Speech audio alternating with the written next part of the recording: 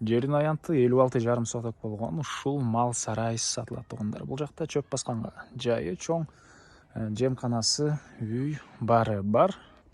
Участоктун бүтөр жеринде мына ушундай кенен жайыттар мал менен электрлендирген кишиге өтө жакшы вариант экен туугандар. Видеону аягына чейин көрүңүздөр. Жана бул видеону жогото албайын десеңиздер, лайктан басып сакталыңыздар. Ээсинин номери экранда жана описанияда ээсител деп жазылып турат. Сатылуучу бул мал сарайдын жайгашкан жери Чүй областы Жайыл району Новониколаевка айылы. Западная көчө 137-даректе жайгашкан. Сиздер бул мал сарайга баруу үчүн центральный көчө жана западный көчөнүн кесилишинен бул Сосновка повороттон туугандар. Түндүктү карай западный көчө менен жүрөсүздөр. Ушул көчөдө сатылуучу үйүбүз жайгашкан. Западная 137-дарек болуп калган. Анан бул жерден түз Бишкек шаарына карай жүргөн маршруткалар көп эле бар экен туугандар. Мынакей туугандар, келүү жолун түшүндүргөнчө бүгүнкү чыгыштагы сатылуучу үйгө да жетип келип калдым. Бул үйдүн көчө тараптан көрүнүшү дарек Новониколаевка Западный көчөсү 137-үй болуп калат. Жалпысынан жердин аянты 56,5 соток экен туугандар. Так, түндүк чек ара бул жерден башталат. Бир дарбаза, экинчи дарбаза түштүк чек арасына келип кошунанын жашыл заборуна чейин. Жол тарабы да кенен мынакей туугандар. И көчөлөр деле кенен экен. Кошуналар райондун көрүнүшү. Электр энергиясы бар, суу бар экен. Так, андан нары мектеп боюнча айтсак, Новониколаевка туугандар гимназиясы, садиктер, мечиттер. Түз чыксаңыздар чоң трасса. Ошол жакка барсаңыздар шаарга жүргөн маршруткалар туугандар баары бар. Мынакей бул короосу туугандар бул жакта. Узун турасы 14,5 болгон үй. Бул жакта туугандар чоң чөп жыйнаганга сенебалы 24кө 7, бийиктиги 6,5 жана бул жакта чоң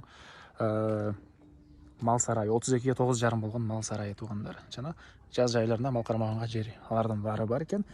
Документ боюнча техпаспорт, кызыл китептери баары бар туугандар. Азыр силерге биринчи болуп үйдүн ички тарабын көргөзөйүн. Мынакей туугандар, бул үйдүн кире бериши, прихожкасы. Документтер боюнча айттык. Техпаспорт, кызыл китеп ээсинин колунда. Келип аны карап көрсөңүздөр болот. Бул жакта ванна, душ, жатканасы, кир жууган машинанын жайы, суу сарыслан менен жылыйт. Так, бери карай түз кирсек, мындай бир бөлмө, бул бөлмөдөн калган бөлмөлөргө өтүп кете алабыз. Оң тарапта мынакей кухнясы, кухонный мебелдер, раковина орнотулуп суу чыгарылган туугандар.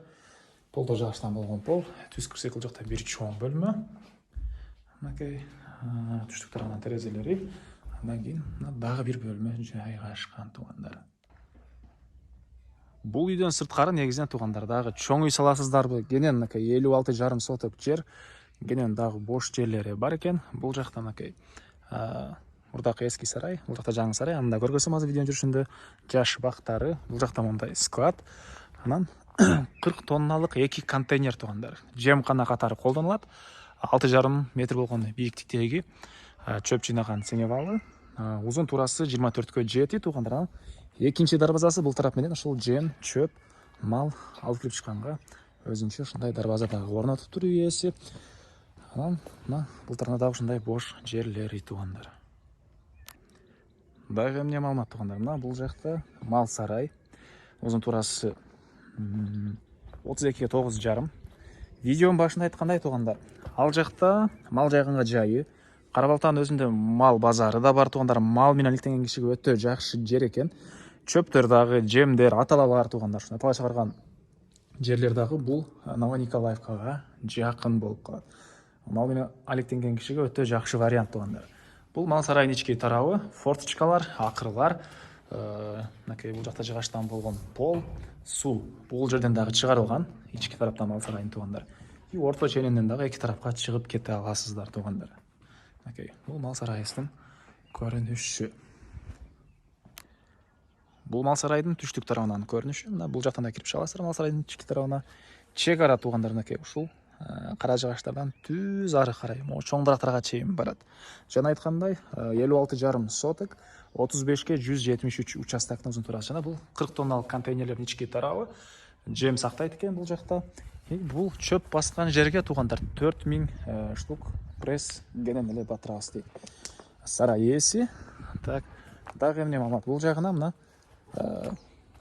жаз жайларында жылкы, кой кармайсыздарбы туугандар? Мына ушундай тегеренте тосулган жери. Бул мал сарайыбыздын чыгыш тарабы. Бул жагда кенен ушунча бош жер туугандар. Азыркы учурда бедел себилген. Калсаңыздар бул кошуна сыяктуу же бул кошуна сыяктуу бак клубника кыласыздарбы туугандар. Негизинен үй ээси өзү малдан кол бошобойт, ошого беде кылып койгум деген оюн айтты. Чоң мал сарай бар, көп эле мал баксаңыздар болот. Жана мынакей туугандар, могу жагында жайыттар, азыркы учурда койлор, жылкылар жайылып жүргөн учуру. Анан буга чейин кээ бир тааныштар сураган болчу ушул тараптан мал сарай эмнеге бул жактан десем туугандар, Кара Балтада чөп арзан салыштырмалуу, анан атала чыгарган ушул жерде эмелер бар экен, заводдор. Ошого мал бакканга бир аз жакшы, ошол чөп дагы атала жемдер арзаныраак айланып калат деп айткан болчу. Мал менен алектенгендер аны жакшы эле билсеңиздер керек. Жана дагы бир жакшы жери, участок бүткөндөн кийин бул жагда мындай жайыт башталат. Бул жайыт туугандар бул жактан башталат экен, ылдый жагы ары карай кете берет экен туугандар. Анан аягын барып келгенде өзүңүздөр карап көрсөңүздөр болот. Эмне маалыматты дагы колдон келишинче батыраак маалымат берүүгө аракет кылдык. Баасы $105,000 сурап атыптыр. Анан дагы сүйлөшүү болот туугандар. Ээсинин номери 0705 87 0000 0705 87 0000. Лайктан басыңыздар, жана ушундай үй издеген, мал сарай издеген дос туугандар менен видеону бөлүшүп кетиңиздер.